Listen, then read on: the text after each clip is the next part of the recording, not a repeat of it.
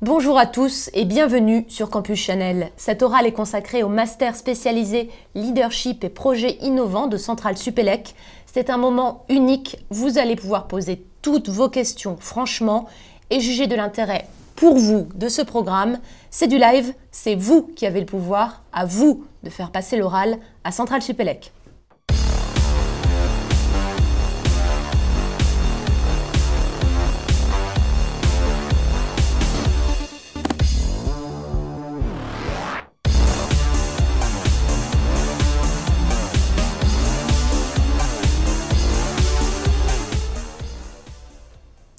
Nassef Mimda, vous êtes responsable pédagogique du MS LPI, bonjour. Bonjour. On vous laisse les 2 premières minutes pour introduire cette orale, c'est le speech.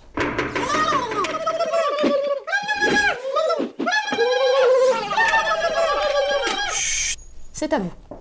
Bonjour à tous.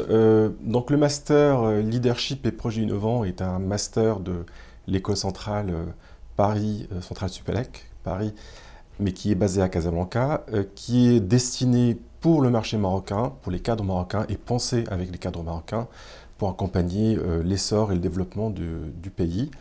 C'est un master qui apporte une formation et un complément de formation pour les cadres qui désirent porter des projets de transformation au sein de leur organisation, entreprise publique ou privée, et qui souhaitent se perfectionner en suivant des cours et une formation sur, bien sûr, des outils de management et de conduite de projet, ce qui représente notre premier pilier, sur des modules aussi de l'innovation, parce que pour se développer, pour industrialiser et aussi apporter une internationalisation pour l'économie marocaine, on a besoin d'innovation sur plusieurs niveaux, que ce soit innovation de services, de produits organisationnels ou de process, sans parler d'innovation bien sûr sur le business model.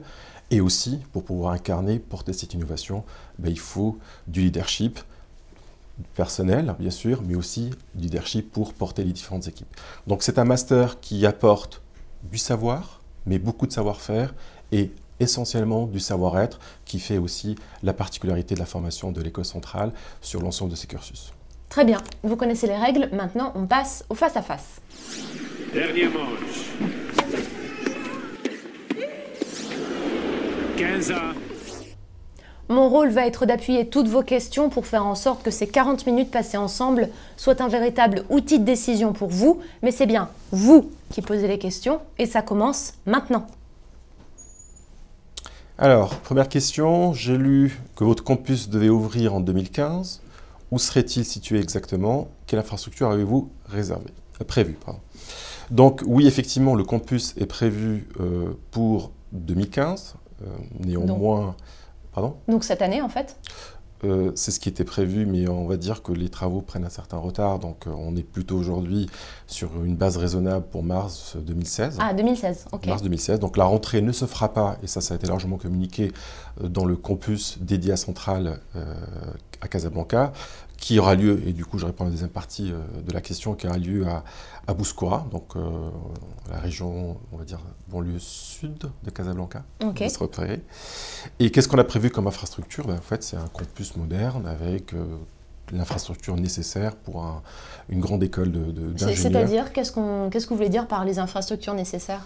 C'est-à-dire des laboratoires de recherche, des salles de cours, une résidence d'étudiants, des activités pour mener des activités sportives, etc. Donc tout ce qu'on va retrouver pour avoir une vie estudiantine. Et ça concerne principalement par ailleurs la partie formation initiale. Donc ça sera mars 2016, l'ouverture du campus, avec d'autres programmes que le MS LPI présent sur le site. Alors sur le site principalement, on va dire, l'objet principal de Centrale Casablanca, c'est de former des ingénieurs, donc c'est pour le cycle d'ingénieurs, donc la formation initiale, donc c'est là où il y aura principalement, on va dire, le plus gros de la formation. Il y a aussi la formation continue, ce que représente le master spécialisé Leadership et projets innovants, qui aura lieu, bien sûr, à Bouskoura, lorsque les bâtiments seront prêts. Je précise qu'actuellement, nous commençons dès la rentrée prochaine, en octobre, le 3 octobre pour être plus précis, au Technoparc à Casablanca, pour ceux qui connaissent. Donc on peut faire ça rentrer dans le MS LPI, mais ce ne sera pas sur le campus, ce sera dans un lieu différent. Tout à fait, dans le Technoparc, qui est aussi par ailleurs un lieu d'innovation à Casablanca, qui réunit un ensemble de start-up et d'acteurs autour de l'innovation, ce qui nous arrange aussi et qui fait qu'on aura un lieu très propice pour ce type de formation. Alors, deuxième question, le diplôme obtenu est-il un diplôme de Centrale Casablanca ou de Centrale Supélec? Alors, c'est une question, bien sûr, qui revient souvent, et je reprécise une deuxième fois. Donc, toute la formation continue exec qui aura lieu à Centrale Casablanca est portée par Centrale Paris, Centrale Supélec. Donc, le master répond, on va dire, à cette logique. Donc, c'est un diplôme de l'école centrale, de Centrale Supélec Paris, mais qui est exclusivement délivré, ou plutôt dispensé, pour être plus précis, à Casablanca, et qui a été pensé pour le marché marocain. Mais donc sur mon diplôme, il y aura la mention diplôme de Centrale Supélec. Tout à fait, vous pouvez même venir retirer le diplôme lors de la grande cérémonie qui aura lieu à Châtenay-Malabry, et par la suite à Saclay, quand Centrale Paris rejoindra le plateau de Saclay. Est-ce qu'il y aura la mention quand même Centrale Casablanca sur le diplôme quelque part, ou vraiment pas? Honnêtement, sur ce niveau de détail, je ne saurais pas vous dire. Ok. Peut-être qu'on pourrait le mentionner, mais je ne connais pas exactement le format du diplôme. Ce D'accord. qui est sûr, c'est qu'il y aura la mention Centrale Paris. Ok. Donc, la formation étant part-time, tout à fait. Avez-vous des partenariats d'entreprises marocaines pour la recherche de stages? Si oui, lesquels? Merci. Alors, nous avons des partenariats avec des entreprises marocaines qui sont... Alors, qu'est-ce qu'on met derrière le mot partenariat? Il faut peut-être qu'on s'explique un peu derrière ce mot. Alors, nous avons vocation à, dans le cadre du MS, d'avoir deux types de partenariats. Un premier partenariat qui va être plus pour accueillir des cadres de ces entreprises pour pouvoir les former, parce que, comme je l'ai expliqué en introduction, le master a pour vocation de former des cadres. Donc ça, ce sera les entreprises qui viennent vers vous et qui vous demandent de former leurs salariés, en gros. Tout à fait. Donc, ils nous proposent des salariés. On a aussi l'obligation de pouvoir les évaluer. Donc, il y a un jury d'évaluation d'admission, mais bon, ils sont proposés donc, par ces entreprises-là. Donc, c'est un premier type de partenariat, on va dire. Il y a un deuxième type de partenariat qui est plus dans le, on va dire, dans le cadre pédagogique. Et là, nous sommes, je vous signale que le master démarre cette année, c'est sa première rentrée. Donc, nous sommes en train d'essayer de nouer, ou de nouer plus exactement, des partenariats avec les entreprises pour avoir des terrains de jeu. Est-ce que vous pouvez en citer quelques-unes qui sont dans les cartons? Je peux en citer parce qu'ils sont dans les cartons, mais rien n'est encore acté. Je pense à Inouï, qui est le troisième ou deuxième opérateur, enfin troisième opérateur historiquement, mais au niveau des classements, je laisse les industriels de télécom désigner un peu les classements, avec qui nous avons mené, ou nous menons actuellement des discussions pour définir un cadre d'interaction et pour avoir justement, comme je disais, un terrain de jeu. Alors pourquoi Inouï, pourquoi ce type d'entreprise? C'est Inouï, mais ça peut être d'autres entreprises par la suite, parce que voilà, ce sont des entreprises qui sont connues aujourd'hui sur la place marocaine comme étant des entreprises innovantes. Et pour faire le parallèle avec ce qui se passe dans les télécoms en France, le Inouï a fait à peu près ce que Free a fait sur le marché marocain. Il a beaucoup changé les lignes, et ce qui a amené par ailleurs, ce que le consommateur voit, une chute drastique du prix des communications. Et du coup, ça prendrait quelle forme ce partenariat? Même si ce n'est pas encore acté, est-ce que vous pouvez nous donner des pistes? Ça va être clairement des études de cas, des business cases qui sont donnés par ce type d'entreprise, des interventions, des témoignages. Et donc ça, on est sur la partie pédagogique. Il y avait une deuxième... Donc ça serait des gens de chez Inouï qui viendraient donner des cours à vos étudiants, en fait, c'est ça? Voilà, on va dire parler plutôt de conférences. Ok. On va plutôt parler de conférences que de cours, parce que les cours, c'est plus les gens qu'on va sélectionner. Mais c'est des personnes qui vont venir, qui vont porter les cas, donc des cas réels. Et ça, c'est un point important. Donc je rebondis sur le fait que c'est un produit de formation pour le marché marocain. Donc effectivement, il y a beaucoup d'intervenants qui vont venir de France. Il est nécessaire aussi d'avoir des témoignages, des réalités marocaines qui sont dispensées, d'où l'intérêt d'avoir ce type de partenariat. Et quand vous dites beaucoup d'intervenants qui vont venir de France, c'est quelle proportion à peu près? On est largement au-dessus des 50% aujourd'hui. Plus de la moitié viendront de France et le reste, donc, ça sera des intervenants marocains. C'est des intervenants marocains avec pour vocation, c'est de pouvoir aussi faire monter à bord des intervenants marocains, locaux. Donc ma mission aussi est de pouvoir sourcer des intervenants qui ont capacité et vocation à nous accompagner dans ce projet de formation. Pour la deuxième partie de la question qui était pour la recherche de stage. Justement, voilà. Je voulais y venir. Donc sa partie stage... J'ai envie de dire, le problème ne se pose pas pour nous parce que nos conditions de recrutement, c'est des personnes qui ont une expérience professionnelle et j'ai envie de dire qui sont en activité. Donc on n'a pas ce souci ni cette volonté de chercher des stages. On veut, et c'est la formation qui veut cela surtout, on veut des personnes qui sont actives, qui sont sur des problématiques de transformation, d'innovation et qui veulent porter ce type de problématiques et qui se rendent. Pourquoi est-ce qu'on va prendre ces gens-là? C'est pas par snobisme ou par élitisme, c'est parce que c'est ce type de public qui va être sensible au message qu'on va pouvoir apporter dans le master. C'est-à-dire que si je suis demandeur d'emploi en recherche d'emploi ou jeune diplômé en recherche de mon premier emploi, c'est pas un master pour moi? Non, pas du tout. Il y a déjà des conditions en termes d'expérience, d'années d'expérience, qu'on a mis clairement dans la plaquette qui sont de l'ordre de 5 ans minimum. Et puis, deuxième niveau, on n'exclut pas d'avoir des personnes qui sont à la recherche d'emploi, parce qu'on peut avoir des transitions, mais la pédagogie de ce master nécessite d'avoir une activité professionnelle. Alors qu'elle soit rémunérée ou pas, à la limite, on laisse ça à la discrétion du candidat, mais il faut qu'on s'assure que notre pédagogie va avoir un écho par rapport à une réalité terrain qui est celle d'une formation qui va être suivie. Ok. Alors, combien de jours par semaine faut-il libérer pour suivre cette formation? Alors, c'est une formation pour les part-time, donc du coup on rebondit un peu sur la question précédente, qui s'adresse à des personnes qui travaillent. Il se trouve qu'au Maroc, on n'a pas de dispositif, un peu comme on peut l'imaginer en France, on peut avoir des congés de formation. Donc la solution qu'on a adoptée, mais on n'est pas le seul, on n'a pas été novateur sur ce point-là, c'est d'ailleurs ce qui est largement pratiqué au Maroc, c'est que les cours ont lieu principalement les week-ends. Donc c'est 3 week-ends par mois, Okay. C'est assez chargé. Donc, parce que si on travaille du lundi au vendredi, plus 3 week-ends par mois de formation, en fait on n'a jamais de temps de repos, quoi. Non, mais c'est j'ai envie de dire, c'est un niveau de motivation, c'est une critère de motivation. J'ai envie de dire, effectivement, c'est une question qui nous a beaucoup interpellés. On aimerait bien avoir des semaines bloquées, etc. Malheureusement, on ne peut pas opérer de cette manière au Maroc. Le compromis, parce que c'est un compromis qu'on a trouvé, c'est de pouvoir aménager cette formation sur 3 week-ends par mois, donc libérer un week-end, et aussi les vacances scolaires et les vacances d'été. Donc il y a aussi ce souci de pouvoir laisser, tant bien qu'on peut, un peu de temps pour que les gens aient une vie par ailleurs. Mais ça, on le dit clairement lors des jurys de recrutement, on sensibilise les gens sur ce que demande ce master, d'autant plus qu'il y a peut-être aussi, il faut le dire, il y a aussi des homework, il y a aussi des choses à faire par ailleurs, donc ça ne se limite pas uniquement sur le week-end. Donc on est bien conscient de la charge de travail que cela engendre.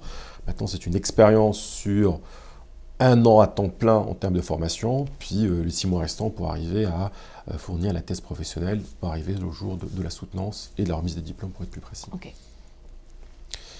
Que mettez-vous derrière le terme projet innovant? Ça me semble très vague. C'est une bonne question, ça. C'est vrai que projet innovant, c'est hyper vague, c'est très englobant, donc on se dit super, tout le monde va pouvoir y aller, mais est-ce que ça va être pertinent pour tout le monde finalement? Alors, c'est pas pertinent pour tout le monde. On le dit clairement. Pour qui c'est pas pertinent? Enfin, pour quel type de projet ce serait pas pertinent de faire ce master spécialisé? Typiquement, si on est sur un projet, alors on va rentrer peut-être dans une taxonomie. Si on veut parler d'un projet dit, on va dire, de développement, c'est-à-dire vous savez plus ou moins quelle va être la finalité de votre projet, vous savez à peu près sur quoi vous allez aboutir, clairement vous n'êtes pas sur un projet qu'on va qualifier nous d'innovant, il suffit juste de le faire. Typiquement, construire, je ne sais pas moi, un pont, même si je ne suis pas spécialiste du domaine, il n'y a pas d'innovation, j'ai envie de dire, le projet, la finalité est déjà définie.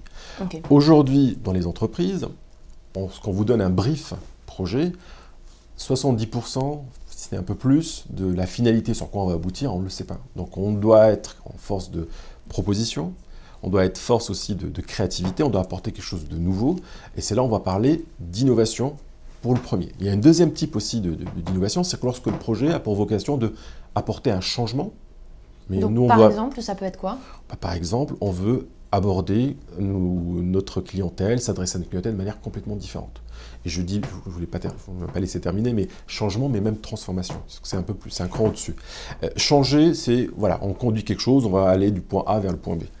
Transformation, on va aller au-delà, c'est-à-dire qu'on va aller sur le point B, mais pour aller vers le point B, ça nécessite de se remettre en cause beaucoup de choses, acquérir beaucoup de compétences, beaucoup de savoir, beaucoup d'organisation. Est-ce que vous pourriez nous donner un exemple concret pour que les gens puissent se projeter, pour avoir une idée vraiment, voilà, qu'est-ce que ça pourrait être, s'adresser différemment à sa clientèle, ça peut être quoi? Ça peut être par une application Ça peut être par une application, ça peut être par le business model. Au lieu de vous faire payer à l'unité, je vous paye de manière forfaitaire. Ça peut paraître comme ça, de manière simple, bon voilà, qu'est-ce que ça change, on va dire, pour le client? Pas grand-chose, mais derrière, tout le back-office, toute la logique, tous les systèmes, tous les outils qui vont être mis derrière, c'est une transformation, c'est une révolution même pour l'entreprise. Et il faut la porter, cette révolution. Comment on forme les gens, comment aussi on va acquérir l'adhésion des différents acteurs au sein de l'organisation pour aller vers cet objectif-là. Et là, il faut y aller. Il y a énormément d'écueils, il y a énormément de choses qui vont se poser. Il y a savoir comment le mener, le communiquer, l'appréhender. Donc, c'est ce qu'on va mettre derrière ce type de projet, ce projet de transformation. Et ça me permet même de rebondir sur notre sélection, notre expérience. C'est que, effectivement, quand on s'adresse à des personnes qui sont, entre guillemets, juniors, et on leur dit projet innovant, voilà, ça peut paraître très vague, mais des personnes qui vivent ça au quotidien et on leur parle d'objets d'innovation et de transformation, ils peuvent saisir. Donc il y a une certaine familiarité avec ce type de sujet qui va permettre de mieux saisir les formations qui sont par ailleurs très basées sur du soft skill. Donc, il n'y a pas de martingale, il n'y a pas de recette, il y a des pratiques, il y a des postures, et donc il faut être sensible, il faut avoir fait l'expérience, l'avoir vécu quelque part dans sa chair, d'ailleurs c'est la définition d'expérience, pour pouvoir déployer ce type de savoir et de savoir-faire qu'on dispense dans notre formation. J'ai lu que vous destinez ce MS à des diplômes d'école d'ingénieur, mais aussi de commerce. Comment comptez-vous résoudre le problème de la disparité de niveau en management de ces deux profils? Alors je peux témoigner de ma propre expérience. Moi, je viens d'une école de commerce, de ma formation. J'ai fait une formation au niveau d'école d'ingénieur. J'ai envie de dire, qu'on vienne d'école de commerce ou d'ingénieur, au-delà d'être sur des éléments très spéciaux et très particuliers, la technicité s'efface. Après, il y a la réalité de terrain qui apparaît. Conduire des hommes, si on sort d'une école de commerce ou une école d'ingénieur, on arrive plus ou moins aux mêmes problématiques, aux mêmes façons de faire. Donc, c'est plus l'expérience qui va jouer qu'on va dire que le cursus derrière. Mais sur des thèmes comme celui du leadership, vous parliez de soft skills, les diplômés d'école de commerce ont déjà eu ces cours-là. Ils ont déjà pratiqué, ils ont déjà eu des mises en situation. Les diplômés d'école d'ingénieur, bon, ils ont travaillé sur des projets, mais on a moins mis l'accent sur ça, à moins qu'ils aient fait un double diplôme avec une école de commerce. À ce que je sache, il n'y a pas vraiment en école de commerce des choses très orientées sur le leadership. On est plus sur des éléments de communication, de mise en valeur, etc. Mais sur la notion leadership même, conduite des hommes, ce sont des choses qui viennent vraiment par la suite. Pour les gens qui ont le plaisir d'avoir, ou le loisir d'avoir suivi ça commence quand même. En France, on a il y a beaucoup d'options, leadership, c'est un mot qui est très à la mode et qu'on retrouve partout. Parfaitement. Donc c'est vrai que je comprends la question. Si la personne qui la pose est diplômée d'école de commerce, il se dit, est-ce que je ne vais pas revoir des choses que j'ai déjà vues en école de commerce? On peut les assurer tout de suite, non, ils ne vont pas revoir les choses qu'ils ont vues en école de commerce parce que les intervenants, et on est très orienté terrain, notre pédagogie est très active. On n'a pas des intervenants qui balancent du slide, excusez-moi de l'expression. Je suis enseignant par ailleurs, je sais ce que c'est. On a des personnes qui sont, donc c'est le propre d'ailleurs d'un LMS, d'un master spécialisé, ce sont des professionnels qui viennent avec des cas réels, avec des situations réelles, pour justement amener et créer des situations d'immersion pour les gens qui vont suivre notre formation. Donc c'est sûr qu'ils ne vont pas voir, si on parle des cours ou des formations qu'ils ont suivies en cursus normal, en école de commerce, en école d'ingénieur, c'est sûr qu'il n'y aura pas de doublon, il n'y aura pas d'overlap. Okay. Je peux vous l'assurer. On passe à la question experte.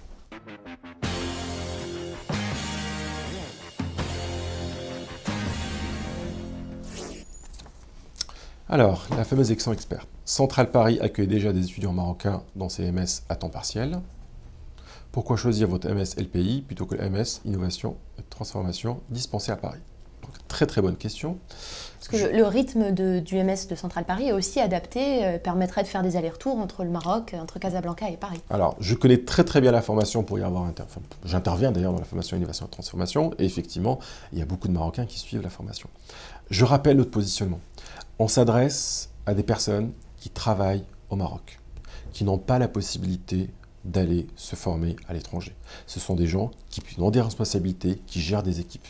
Donc j'ai envie de dire, voilà une première différenciation entre des personnes qui vont suivre le MS IT, Innovation et Transformation à Paris, qui ont le loisir de le faire, et je parle à une grande majorité de personnes qui sont actives, j'en connais beaucoup, et c'est pour ça d'ailleurs qu'on lance ce type de formation en part-time, qui ont une envie et un besoin de se former et qui ne trouvent pas une formation sur place.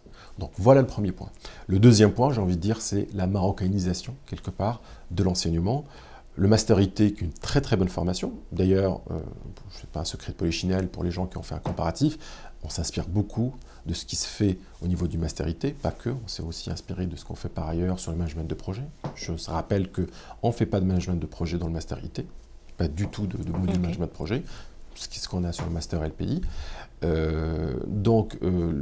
C'est exclusivement franco-français, c'est très bien, mais il n'y a pas de réalité marocaine qui est introduite dans ce type de formation. Et Dieu sait qu'il y a des spécificités culturelles, économiques, structurelles qui sont propres au Maroc et qui méritent d'avoir l'éclaircissement nécessaire. Donc le LPI répond aussi à ce deuxième objectif. Et donc ça sera, je pense du coup, les étudiants marocains qui ont l'opportunité d'aller étudier à Paris sont mélangés avec des étudiants d'autres nationalités, des Français d'autres nationalités aussi. Tout à fait. Ce master LPI, ce sera uniquement des étudiants marocains du coup. Dans un premier temps, aujourd'hui, on est uniquement sur des étudiants marocains, mais notre vocation, c'est aussi, centrale en général, c'est toute l'Afrique. Donc notre vocation aussi est le part-time. Après, peut-être penser sur des modalités particulières pour des gens qui viendraient de pays d'Afrique subsaharienne. Notre volonté aussi derrière, c'est d'avoir des candidats qui viendraient d'Afrique, du Maghreb aussi. Je signale qu'on a un candidat algérien déjà qu'on a sélectionné. Donc voilà, donc on a cette vocation régionale et clairement, on est destiné pour ces marchés-là. Ok. Alors bonjour, quel lien avez-vous avec Centrale Paris? Une visite sur place est-elle au programme? Alors, le lien est fort, parce que c'est la formation, c'est le diplôme de Centrale Paris. Pour ce qui est de la visite, malheureusement, on n'a pas de, contrairement à ce qu'on retrouve dans tous les masters spécialisés, on n'a pas de semaines de séminaires à l'international. Tout à fait. Alors, la raison est très simple, on revient sur le public, qui est un public de personnes qui travaillent et qui ne peuvent pas libérer du temps. On essaye, pour le coup, on va faire venir des gens de Centrale Paris pour des cours en commun sur Casablanca. Ça, on y travaille pour le mois d'avril. Des cours en commun, c'est-à-dire qu'ils viendraient avec leurs étudiants pour faire cours à Casablanca? Aujourd'hui, on est en train de monter, et c'est quasiment bouclé, que le module management interculturel soit fait bien sûr par un intervenant qui va parler d'interculturel, mais on va vivre aussi l'interculturalité à travers ce programme, parce que ce sera un module commun avec un master à Centrale Paris. Donc c'est le master de Centrale Paris qui fera le voyage?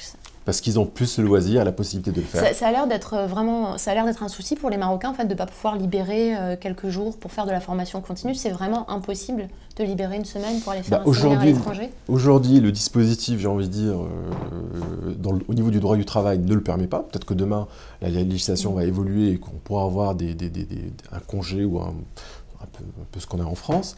Aujourd'hui, s'ils prennent des vacances sur leur congé, sur leur temps de vacances. Sur leur temps de vacances personnel. Oui. Donc, vous imaginez un peu le dilemme.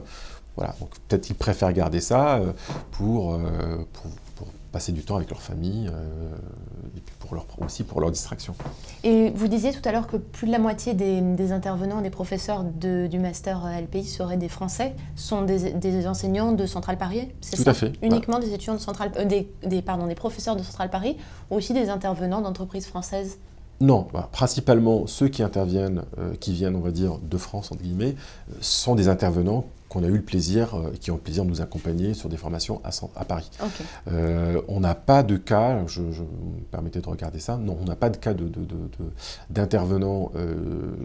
On a des intervenants, bien sûr, qui sont des professionnels français, mais qui interviennent à Centrale Paris, qu'on fait venir à Casablanca. Okay. Donc, ce n'est pas que des académiques. D'ailleurs, on n'a quasiment pas d'académiques. C'est juste un point d'importance. On est sur un MS, on n'est pas sur un master recherche ou une formation universitaire où on va avoir de l'académique. Donc, ce sont des personnes qui occupent par ailleurs des fonctions dans dans des entreprises ou dans des boîtes de conseil françaises, qui ont longtemps intervenu sur des formations à Centrale à Paris et on a demandé, qu'on a sélectionné pour venir dispenser leur formation à Casablanca. Okay. Est-ce que les participants du MS auront accès à tout le réseau, y compris français, de Centrale Supélec? Les participants, alors c'est un point auquel je n'ai pas entièrement toute la réponse. D'accord. Alors la question se pose, est-ce qu'aujourd'hui les centraliens de Casablanca auront accès à l'ensemble du réseau centralien monde?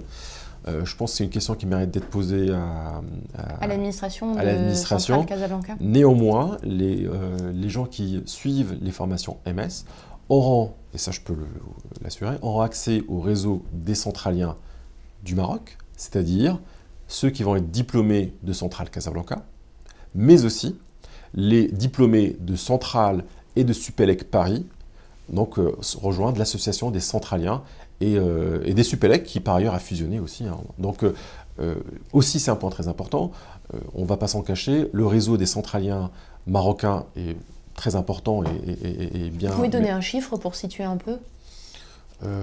J'ai pas de chiffre exact pour ne pas dire de bêtises, mais je sais que c'est le premier réseau de centraliens à l'étranger, en dehors de la France. Très présent au niveau du top management, aussi bien dans les entreprises privées que publiques. Donc, Et c'est un réseau sur lequel on peut compter, parce qu'avoir un grand réseau c'est bien, mais que ça fonctionne, que ça soit un réseau actif et qu'on puisse se reposer dessus, c'est mieux. Alors le réseau est très actif. Le réseau est très actif. Et ce réseau s'est engagé, d'ailleurs, il fait partie, donc les responsables, le secrétaire du réseau des centraliens du Maroc siège dans le conseil d'administration de Centrale, Casablanca. Donc il joue le jeu vraiment et il s'implique fortement pour réussir, pour que le projet Centrale Casablanca puisse réussir. On va ouvrir des accès, il y a des réunions. Après, comme toute chose, quand on met la ressource entre les mains de quelqu'un, tout dépend de ce qu'on va en faire. Donc le réseau existe, il est prêt à jouer le jeu. On est en phase de rencontre. J'ai envie de dire aux gens d'être leaders et d'être aussi entreprenants pour fructifier un peu ce réseau. Mais déjà, l'ouverture est faite, elle est actée, elle a même été statuée. Okay. Quelle expérience professionnelle requérez-vous à l'admission? Alors, il y a un nombre d'années. Vous avez dit 5 ans minimum. On a dit 5 ans minimum. Est-ce que c'est un nombre d'années incompressible? Alors, on va pas se cacher, on peut effectivement regarder, on l'a déjà fait pour un cas, donc lorsqu'il s'agit de très bons dossiers qui ont 4 ans, 3 ans d'expérience. Donc c'est le premier point. Deuxième point, c'est pas le nombre d'années qui compte. Donc avec 3 ans et par contre un super entretien où je suis super motivée, où j'ai plein d'arguments, ça passe? Alors il y a effectivement l'entretien. C'est quand même important, tout le monde le sait, c'est un entretien, la manière avec laquelle ça s'est passé, la décision du jury qui réfère par la suite à la commission qui valide ou pas, d'ailleurs, la décision du jury, c'est un point important.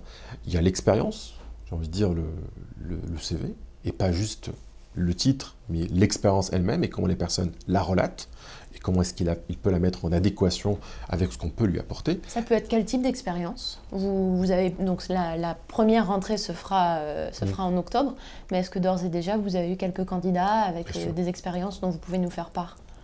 Ben, on a aujourd'hui, c'est quand même une agréable surprise, on a vraiment des candidats avec des expériences très impressionnantes et très intéressantes.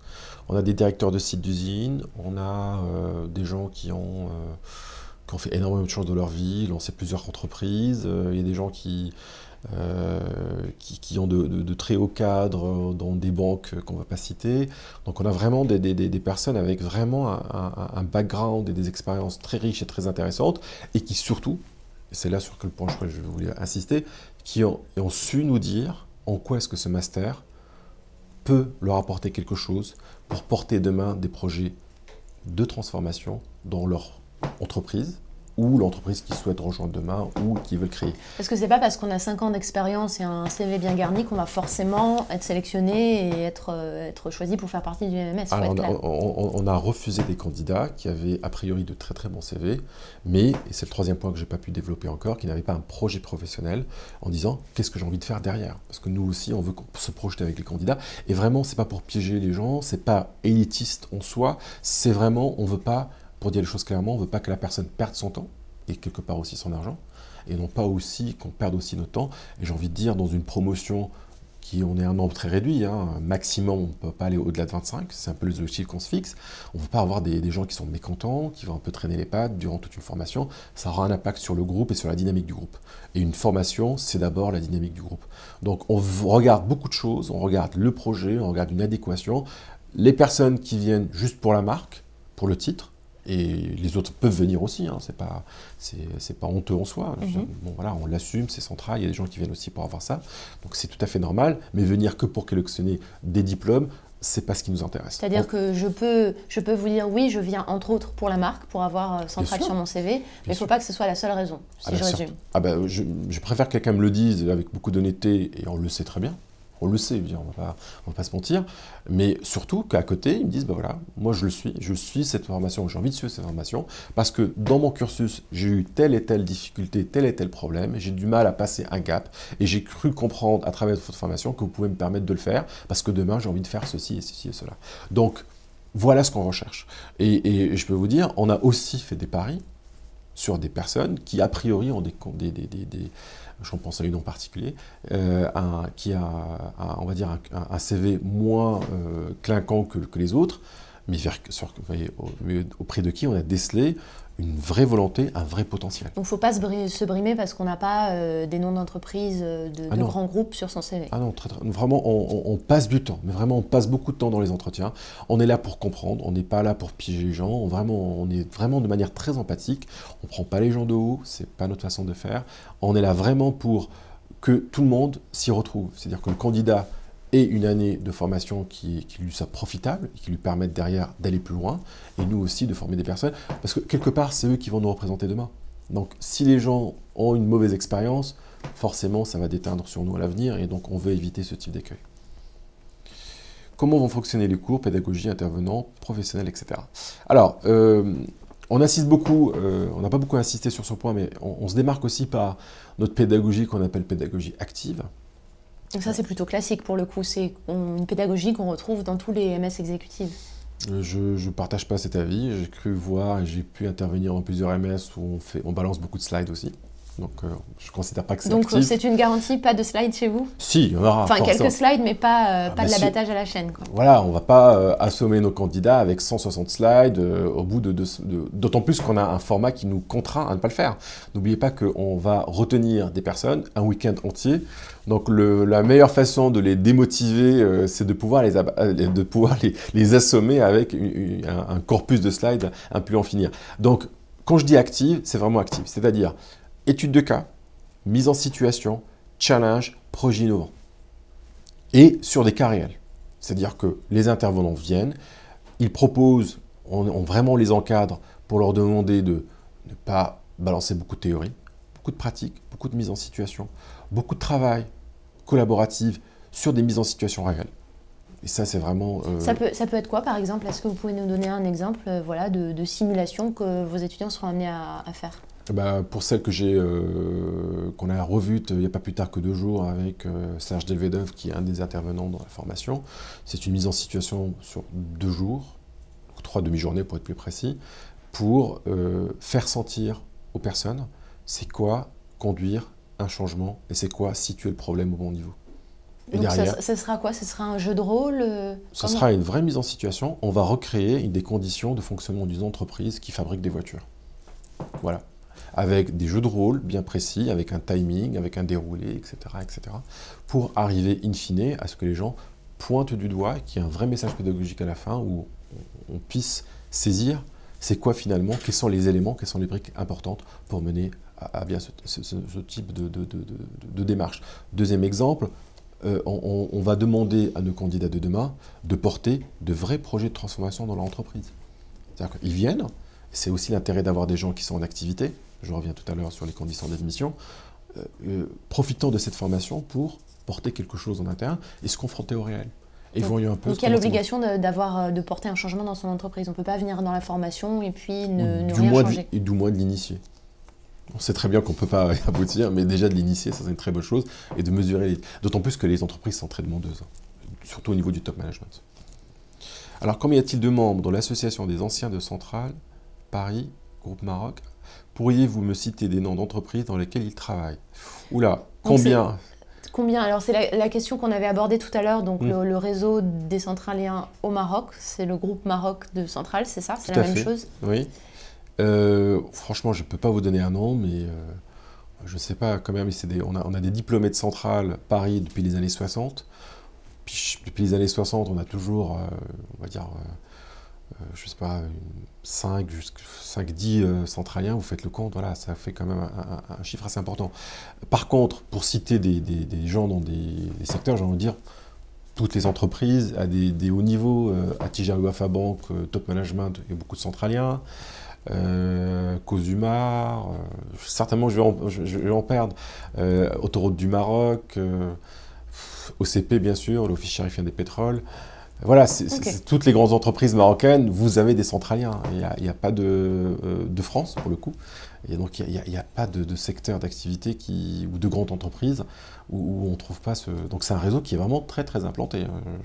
Il y a eu récemment quelques articles de magazines qui ont fait un peu, qui ont parlé des différents réseaux de grandes écoles. Et je pense qu'il y a un article, on pouvait chercher ça sur Internet, qui est bien détaillé et bien détaillé par le journaliste en question. Si on juste par l'intitulé du MS, j'imagine que le leadership représente une part importante de la formation. Avez-vous prévu des mises en pratique et des simulations? Donc on a déjà répondu à cette question.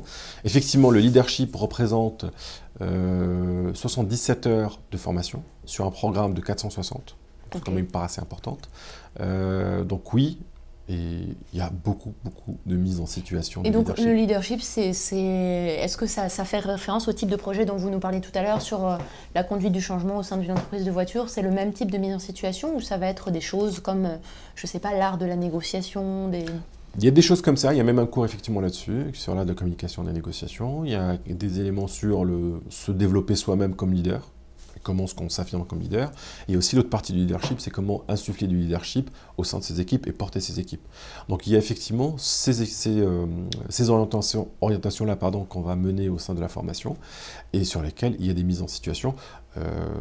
Alors je ne connais pas les cas pratiques de mise en situation et en plus j'en connais quelques-unes mais je n'ai pas envie de dévoiler parce qu'il y a aussi des jeux de surprise etc. qui permettent de le mettre en place. Et du coup je pense aux gens ça peut intimider le mot leadership. Si on n'est pas un leader né, on n'a pas beaucoup de charisme, on peut se retrouver dans la position du timide qui n'ose pas ouvrir la bouche pendant les mises en situation. Comment est-ce que vous avez prévu ça ou est-ce que vous voulez uniquement des gens qui sont très sûrs d'eux et qui vont être des leaders comme ça d'un claquement de doigts? Alors des leaders d'un claquement de doigts, non. D'une part, il y a plusieurs types de leadership. Moi, je ne maîtrise pas toute la théorie sur le leadership, mais effectivement, il y a le leader charismatique auquel vous faites référence qui nous revient à l'esprit, mais il n'y a pas que ça. Et puis, il y a plusieurs façons de... Si on définit le leadership comme la capacité à pouvoir porter une équipe, fédérer un groupe et l'orienter vers un objectif commun, je pense qu'il y a différentes façons d'y arriver. On peut le faire de manière autoritaire, de manière charismatique, de manière peut-être plus subtile, diplomate, etc. Donc, effectivement, il y a plusieurs choses qui se mettent en place. Deuxième point très important, ce type de formation, c'est aussi le moyen pour certains de se révéler. C'est aussi une transformation personnelle que certains vont vivre. Il y a des personnes qui se découvrent leaders et d'autres qui pensent l'être et qui ne le sont pas réellement aussi. Donc c'est aussi des formations qui sont, entre guillemets, déroutantes, mais bon sens du terme, qui vont révéler aussi un peu certaines parts qu'on n'a pas encore eu le temps de... Vous y allez un peu fort, non? Une formation déroutante qui vont révéler changement de personnalité, c'est fort pour ça, non? C'est pas une secte, c'est pas des gourous, on n'est pas là pour former les gens, mais quand même, notre objectif, c'est aussi de permettre à des cadres demain de porter des projets de transformation d'entreprise. J'ai envie de dire, voilà, il faut que les gens se révèlent, il faut qu'ils aient conscience de leur potentiel. Beaucoup de gens ont beaucoup de potentiel et se cachent derrière ou n'osent pas. Donc il faut franchir le pas et notre formation est là aussi pour permettre de franchir ce pas. Donc non, on l'assume clairement et je pense que les gens viennent aussi pour ça chez nous. Quid de l'international au sein du MS? Alors, qu'est-ce que vous entendez par international? Est-ce que c'est le côté... Donc on a déjà répondu au moins à la partie séminaire à l'étranger, ça... C'est pas possible. C'est pas possible dans les conditions actuelles. Peut-être la part des étudiants étrangers qui sont donc non marocains au sein du MS.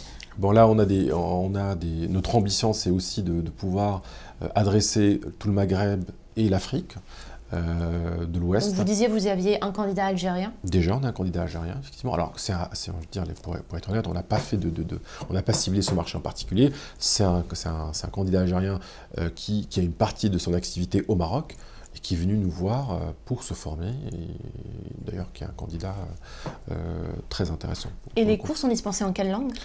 En français, j'ai envie de dire à 90%. Peut-être le management interculturel risque d'être en anglais, mais on a la possibilité aussi de le faire en français. Vous n'avez pas souhaité accroître la part de cours en anglais au sein de la formation? C'est vrai que pour Pour le coup, pour le côté international, avoir une forte proportion de cours en anglais, c'est aussi l'assurance de pouvoir pratiquer son anglais et pouvoir dialoguer après avec des entreprises étrangères. Tout à fait. Alors, nous, on est quand même sur des soft skills, on est quand même sur des choses et on ne veut pas se mettre une barrière de langue. Donc c'est pour ça que le choix a été fait pour que ce soit en français. D'accord. Néanmoins... Donc vous ne sélectionnez pas par rapport au niveau d'anglais, clairement? Non, on ne sélectionne pas par niveau d'anglais. Néanmoins, c'est un point très important parce que à la sortie, on doit avoir un niveau de TOEIC qui va permettre pour que ce soit diplômant. C'est une des conditions de la conférence des grandes écoles. Et c'est pour ça qu'on a, je n'ai pas le nombre d'horaires en tête, mais je pense que c'est une quarantaine d'heures de cours d'anglais pour préparer au TOEIC. Donc on dispense des cours de business English, typiquement du TOEIC, pour que nos candidats aussi aient une capacité et une maîtrise de l'anglais.